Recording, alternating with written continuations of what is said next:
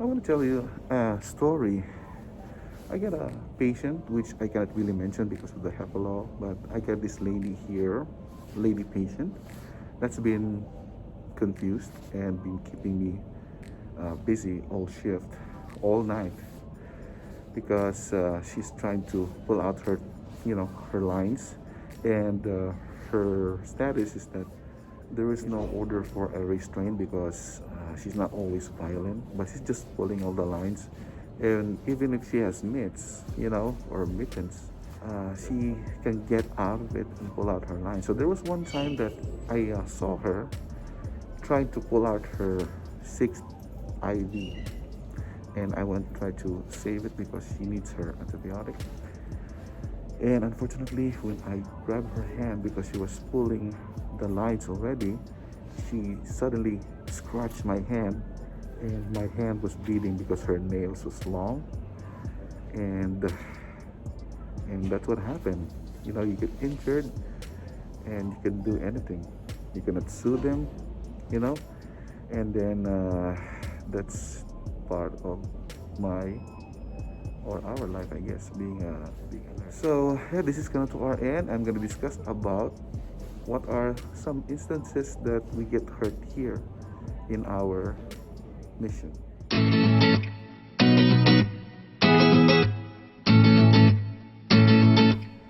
Okay, so we are back, and to continue my story, it's not really my first time to get injured.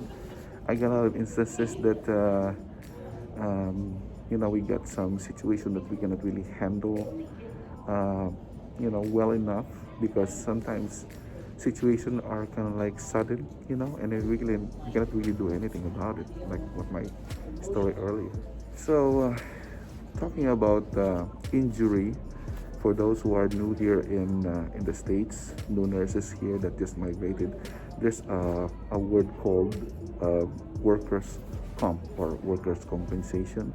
If you get injured, you get a days off, and you just paid according to your hourly, no, nothing extra, nothing like a bonus type of payment for your injury. They may support your bill, but not all of it. If you go to the hospital, you still have to pay for your hospitalization through your insurance, and that's the thing, because when I was injured with my hand here, it's not enough for a hospitalization, right? I had I think I had a day off, and then came back again to work. I just put I went to a nurse in the hospital in the morning, that shift, after the shift, I mean, and he just gave me an ointment. I put a tape there, and then that's it. And I still work after.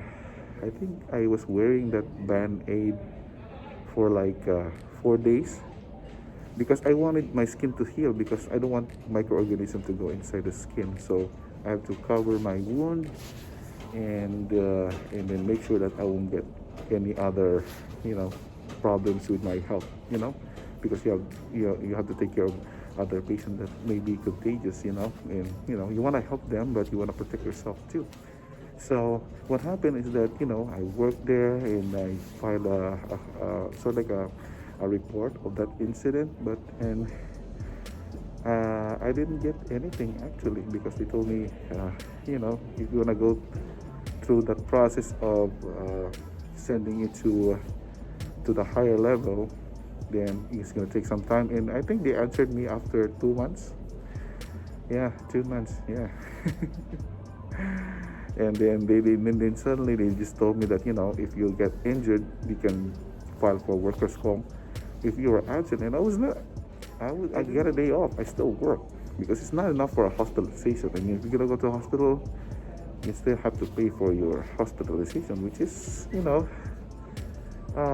not a good thing financially. Okay, so those people who want to ask some question about workers' comp, you can put a comment below here, and I will answer you. My channel is not really that big, so I will see it immediately. But support my channel too. Anyway, so going back to the workers' comp, You have to go through processes too. You have to go to your employer's clinic or any medical office that they have and report the incident, and then that's the time you go to your doctor. They're gonna give you a referral to where you're gonna go. In my previous hospital, we call it employee health. That's the medical department where you go and report if you have injury when you work, or during work. And that's where you go to when you are accepted in the hospital. You submit your vaccine record or your other medical requirements before you can start working in that hospital. So you have to go there and get a referral too, and then that's the time you go to the doctor. You don't go to the doctor right away unless it's an emergency. And yes, it's unfortunate if you're working, you want to help your patients, and then you get injured at the same time. The one thing that stick to my mind is that there was a news before. It was like 2 years ago that one patient ran amok and he got away, from his room, got a pole, and he was like,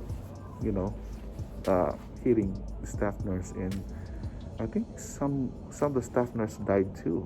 That was a long time ago. That was 2 years ago, and you cannot really.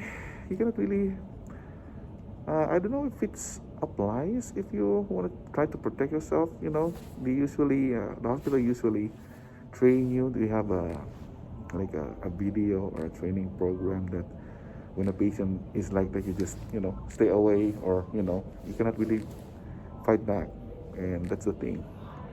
And then just recently, nurses are serving COVID patient, and they call heroes now. But yeah, and it's nice to be called hero, but sometimes we need protection too, right? Do you agree? So that's kind of like one of the dilemma being a nurse too. You don't get a lot of benefits, so it's just unfortunate. So there you go, guys. That's gonna be my topic today. I know not a lot of people here are watching nurses topics, but this is one of my important mission in my YouTube channel. I post nice videos here, but at the same time I need to give an idea to all the people who watch this that this is also a nursing channel, and this is our nurse's life. So there you go. Okay, thank you very much for watching, and hopefully I can give you some ideas again, and see you next time. Okay, bye bye.